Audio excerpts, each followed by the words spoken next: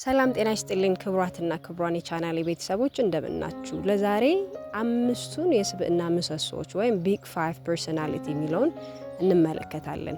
ከሰዎች ጋር ስትሆኑ ደስ ይላችኋል ወይስ ብቻችሁን መሆን ትመርጣላችሁ? አዲስ ነገር ለመልመድስ እንዴት ናችሁ? በትንሽ ነገርስ በጣም አብዝታችሁ ትጨናነቃላችሁ?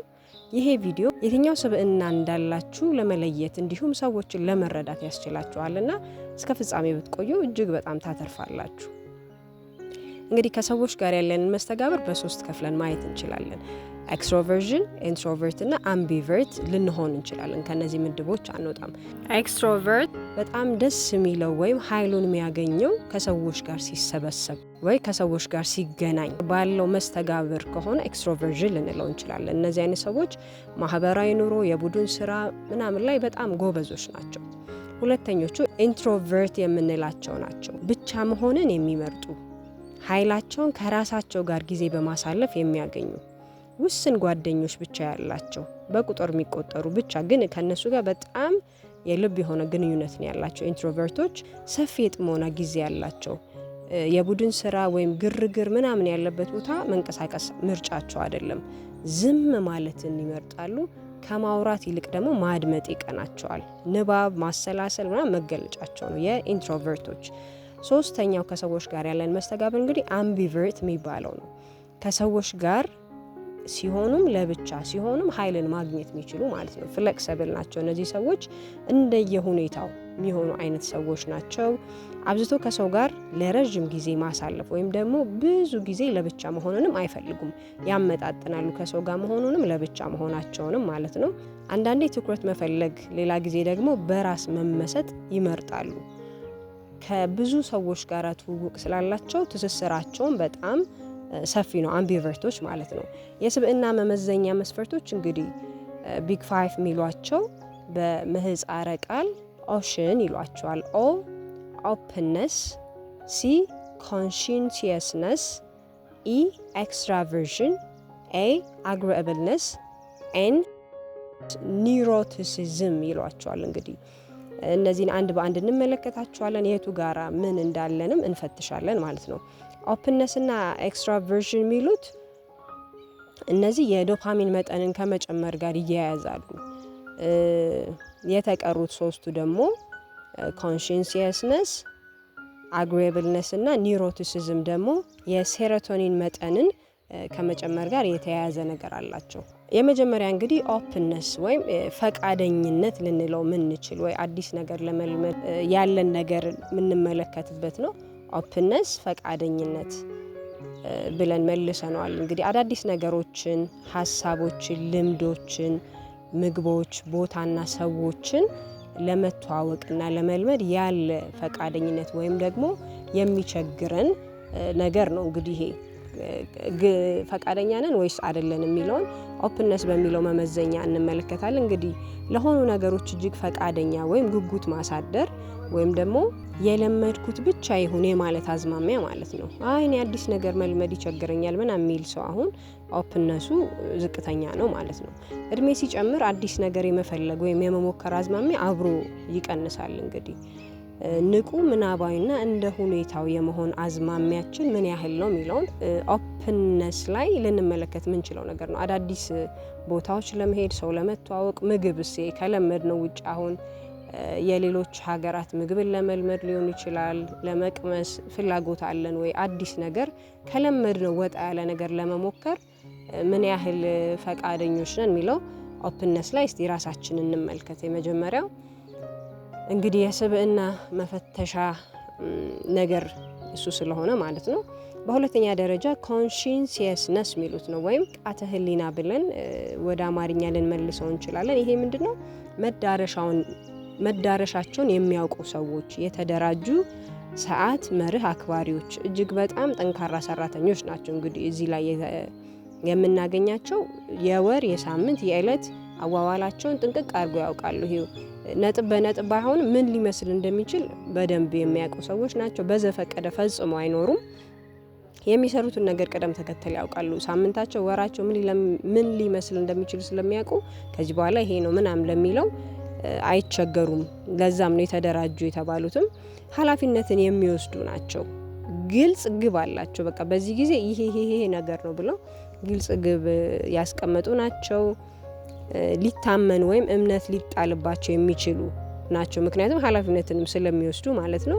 እጅግ በጣም ትጉ ታታሪ ናቸው በስራቸውና ጥንቅቅ ያሉ ናቸው። እያንዳንዷን ነገር በጥንቃቄና በመርህ ነው የሚሰሩት። ኮንሺየስነስ የሚባለው ይሄ እንግዲህ ሲበዛ የራሱ ገደብ አለው። እያንዳንዷ ነገር ከመስመር እንዳታልፍ እያንዳንዱ ይኪድ ሲባልም ሌላ የሚያመጣው ፈተና እንዳለ ሆኖ ማለት ነው።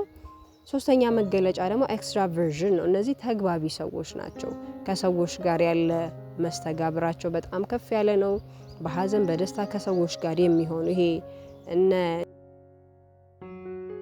ጭር ሲል አልወድም አይነት ልንላቸው ምንችላቸው ሰዎች ናቸው ብዬ አስባለሁ።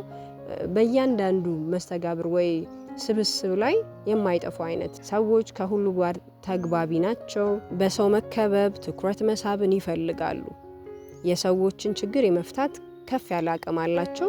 በቡድን መንቀሳቀስ ምርጫቸው ነው። እንግዲህ ኤክስትራቨርዥን የሆኑ ሰዎች ከዛ ቤት ውስጥ ለብቻ የጥሞና ጊዜ ምናምን ከማሳለፍ ይልቅ የበለጠ ውጪ ከሰዎች ጋር በሚያገኙት ነገር ስለሆነ እነሱ ደስታን የሚፈጥርላቸው ወይ ኃይላቸውን የሚያድሱት ወደ ውጪ መሆንን ያደላሉ። እንግዲህ ኤክስትራቨርዥን ላይስ እንዴት ነን የሚለውን እንግዲህ ራሳችንን እየፈተሽን በአራተኛ ደረጃ የተቀመጠው እንግዲህ አግሬብልነስ ነው፣ ወይ ተስማሚነት ወይ ስምም መፍጠር ልንለው እንችላለን። እነዚህ አይነት ስብዕና ያላቸው ሰዎች እጅግ በጣም ታማኝ፣ ትሁትና አዛኝ፣ ስልጣን አክባሪዎች፣ ሰውን አድናቂዎች፣ በግንኙነት በጣም ደስ ይላቸዋል። ሰዎችንም በጣም የሚንከባከቡ ናቸው። በጣም ሰው የሚወዱ ሰዎች ናቸው። እነዚህ አግሬብልነስ ላይ የምናገኛቸው ሰዎች አግሬብልነስ ላይ ያሉ ሰዎች እንግዲህ በሶስት አይነት መልኩ ግንኙነታቸውን ሊያካሂዱ ይችላሉ። የመጀመሪያ ምንድነው? ራሳቸውን ጨቁነው ሌላ ሰው የሚያስደስቱ ሊሆኑ ይችላሉ። ይሄ ልክ ያልሆነ ማለት ነው። ለራሳቸው መሆን የሚገባውን ይተውና ሰውን ለማስደሰት ፒፕል ፕሌዠሪንግ የሚባለው የለም። በቃ ከኔ ይልቅ ከሊት እያሉ ራሳቸውን የሚማግዱ አይነት ሊሆኑ ይችላሉ። ሁለተኛው በልክ ነው። ለራስም ድርሻን መውሰድ ለሌላውም ደግሞ የሚገባውን የሚያደርጉ ናቸው። በሶስተኛ አግሬብልነስ ላይ ምን ሊኖር ይችላል? እኔ ብቻ የሚል እሳቤም ሊኖር ይችላል። ይሄ ሰው ቢጨቁን ባይጨቁን ግድ ላይኖር ዋና የኔ ነገር ይሁን የሚባል ነገር ሊኖር ይችላል። አግሬብልነስ እዚህ ጋር ተስማሚነት ላይ ከሰዎች ጋር ባለው ነገርስ እንዴት ነን የሚለው አንዱ የስብዕና መፈተሻ መስፈርት ነው። እንግዲህ በመጨረሻ እንግዲህ የተቀመጠው ኒሮቲሲዝም የሚሉት ነው። ይሄ እንግዲህ በተፈጥሮ ከልክ በላይ የሚጨናነቅ አይነት ሰው ነው። በቃ ገና በቃ ወደቀ ተሰበረ የሚያደርገው ማለት ነው። የሆነ ሰው ለምሳሌ ስልክ ደውለለት ባያነሳ ሌባ ዘርፎታል ማለት ነው፣ ስልኩ ተሰርቆ ነው ማለት፣ ወይ ደግሞ ከሚገቡበት ሰዓት ሰዎች ቢያመሹ በቃ ሞተው ነው ማለት ነው፣ ሰው ገሏቸው ነው ምናምን ብሎ የሆነች ትንሿን ነገር በጣም የሚያስጨው ሰው የስብዕና መገለጫ ነው። አካላዊና አእምሯዊ የማሰብና የማስታወስ ሁኔታ ልክ አለመሆን ነው። እንግዲህ ይሄ በትንሹ የሚናደዱ፣ ደስታ የራቃቸው ሰዎች መጥፎ ነገር ብቻ የሚታያቸው ናቸው። አይ ምን ተስፋ አለ ብለሽ ነው ከዚህ በኋላ ምናምን ብለው ሙሉ ነገር ጭልምልም ያደርጋሉ። የድብርትና ጭንቀት ስሜት ተጋላጭነታቸው እጅግ በጣም የከፋ ነው። ምክንያቱም ብዙ የከፋ ነገር መጥፎ ነገር ብቻ ስለሚታያቸው ማለት ነው። እና ተለዋዋጭ የሆነ ስሜትም አላቸው። ሙድ ስዊንግ የሚባለው የለም። ጠዋት ላይ በጣም ከፍ ያለ ደስተኛ ምናምን፣ ከዛ ከሰዓት ላይ ስታያቸው በቃ ውርድ ያላይ ምናምን የሚሉት አይነት ነገር ልታገኙባቸው ትችላላችሁ። የስሜት ተለዋዋጭነት በጣም ያጠቃቸዋል። ከዛ ደግሞ በትልቅ በትንሹ ስለሚጨነቁ ከትምህርት ከስራቸው ሊስተጓጎሉ ይችላሉ። በአግባቡ ማከናወን አይችሉም ማለት ነው። ራሳቸው ይረበሻሉ። በዚህ ምክንያት የሚጠበቅባቸውን ነገር ለመፈጸም ይቸገራሉ ማለት ነው። እንግዲህ በዘር ከአባትና እናት ሊወረስ ይችላል። ይሄ በጣም የሚያሳዝነው ነገር ነው። አንዳንድ ሰው ፈልገውም ሳይሆን እናቴ እኮ እንዴት አድርግ ነበር ምናምን ብሎ ሲጠየቅ ከእናት ከአባቱም ሊወርሰው የሚችለው ነገር ነው። እንግዲህ የዚህ ቪዲዮ ዋና ዓላማ ስብዕናችንን ለማወቅ፣ ጠንካራና ደካማ ጎናችንን ለመለየት፣ የሌሎችንም ለመረዳት አሃ እከሌት እኮ እንዲህ ስለሆነች ነው፣ እከሌ እንዲህ የሚያደርገው ለዚህ ነው እንዲህ ብለን ለመረዳት፣ በዚህም የራስ መተማመናችንን ለመጨመር፣ የመግባባት ክህሎታችንን፣ ህብረታችንን ለማጠንከር ስለሚረዳን ነው ቪዲዮ የተሰራበት ዋና ዓላማ።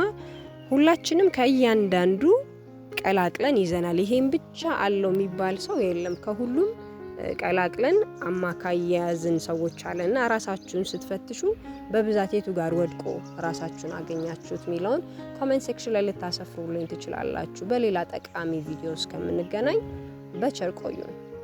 ቅንጣት በምስጋና አሁንን መኖር